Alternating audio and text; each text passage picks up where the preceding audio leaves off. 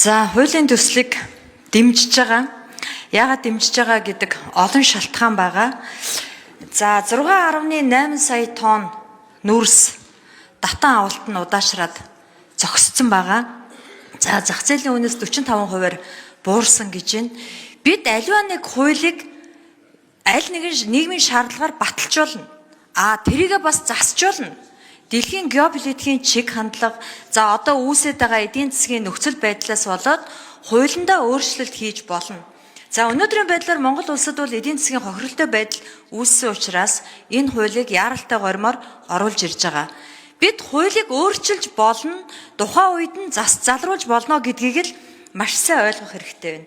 За дотоодын баяжуулах, боловсруулах үйлдвэрүүд өнөөдөр түүхийн эдээ хэрхэн авах нь ойлгомжгүй болоод энэ хуулинд эрх зүйн асуудал нь шийдэгдээгүй учраас хүлээлтийн байдалд орсон, сул зогсож байгаа.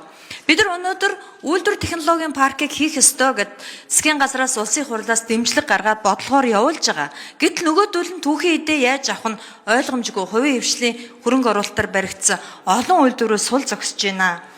За дээрэс нь агаарын бохирдлыг шийдэж өгөөч, агаарын бохирдлоос салгаж өгөөч гэж иргэний хүсэлтээр бид нар сая сонсгол хийсэн. Хүмүүс энийг яаралтай шийдвэрлэж өгөхийг хүсэж байна. Дээрэс нь Монгол улсад 95 цэцэрлэг 108 сургууль хэрэгтэй байна.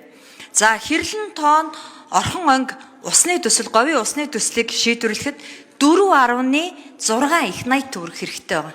Энэ мөнгийг хаанаас олох юм? Их усүр нь хаана байгаа? Манай улсын төсөв энийг төсвөөрөө хийж чадахгүй. Гэтэл улсын хурл өндөр том төслүүдэд явуул гэж батлаад өгсөн, засгийн газарт үүргээ өгсөн. Мөнгийг хаанаас олох? Тэгэхээр энэ хуулийн 6-гийн 3, биш 10-ийн 3 одоо бартер бүтээгдэхүүн солих энэ хуулийн төслийг бол дэмжиж байгаа. Бид нар бололцоотой бүх нөхцөл байдлаараа асуудлыг шийдвэрлэж явах ёстой. Тэрнээс биш энэ хууль нүүрсний хулгай үед батлагдсан шүү.